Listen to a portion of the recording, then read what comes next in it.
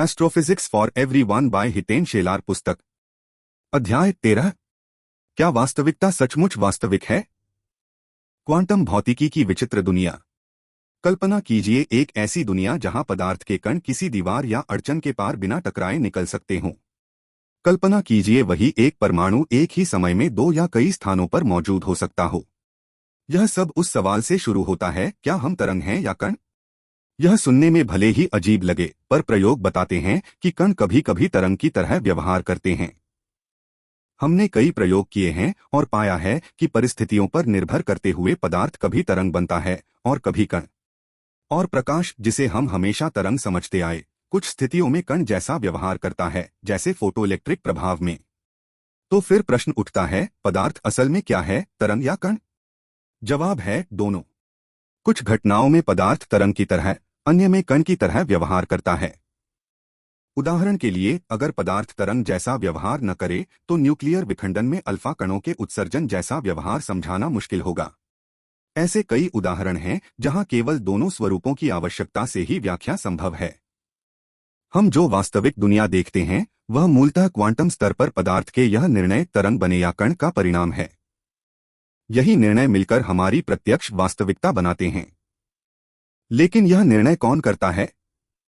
क्या कोई नियम है जो तय करता है कि किसी विशेष क्वांटम घटना में पदार्थ तरंग बनेगा या कण? या क्या यह कोई चेतन शक्ति तय करती है, कोई प्रेक्षक जैसा कुछ? यह सवाल पुराना और गहरा है।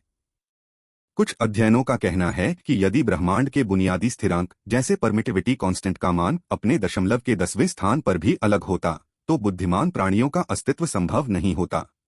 वास्तव में यदि किसी भी मौलिक स्थिरांक का मान थोड़ा सा बदल जाए तो जीवन अनुकूल परिस्थितियां उत्पन्न ही नहीं होंगी। यह बताता है कि हमारा ब्रह्मांड बेहद सूक्ष्म रूप से फाइनली ट्यून है। हर तारा, हर ग्रह और ब्रह्मांड के नियम इस तरह व्यवस्थित हैं कि बुद्धिमान चेतन प्राणियों के विकास और अस्तित्व का समर्थन होता है।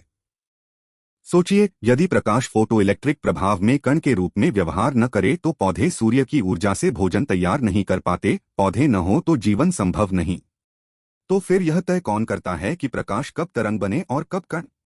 यह प्रश्न सीधे उस फाइन ट्यूनिंग से जुड़ता है जो यह सुनिश्चित करती है कि ब्रह्मांड हमारे जैसे प्रेक्षियों के लिए उपयुक्त हो। क्या हम, यानी चेतन प्राणी, अपने अवलोकन से क्वांटम तरंग फंक्शंस को कभी कभी कण बनने के लिए कॉल करते हैं? क्या हमारी उपस्थिति और मापन प्रक्रियाएं ही वास्तविकता के रूप निर्धारण में भाग लेती हैं? ये विचार विवादास्पद हैं और आगे के अध्यायों में हम इन्हें विस्तार से जांचेंगे, तर्क देंगे और प्रयोगों की व्याख्या करेंगे ताकि आपकी शंकाएं और संभावित भ्रम साफ हो जाएं। अब आगे बढ़ते हैं। अगले अध्याय में हम इस विषय पर और गहराई में उतरेंगे और देखेंगे कि क्वांटम प्रेक्षण, अवलोकन और चेतना के बीच क्या संबंध बनते हैं, ताकि कोई भ्रम न रहे और समझ स्पष्ट हो। अगले अध्याय के लिए सब्सक्राइब करना ना भूलें।